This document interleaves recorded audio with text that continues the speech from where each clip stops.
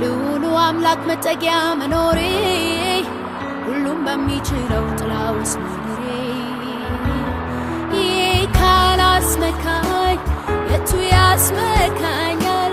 መታመኛዬ ነው ከእልፍ አስጥሎኛል። በክንፎቹ በታች በላቦቹ ጋርዶኝ ከጠላት ፍላጻ አንዱም አላገኘኝ። ይህ ካላስመካኝ የቱ ያስመካኛል? መታመኛዬ ነው ከእልፍ አስጥሎኛል። አጠገቤ ሺህ በቀኜም 10,000 እየበተነልኝ ያለው ድል ነሽ። ይህ ካላስመካኝ የቱ ያስመካኛል?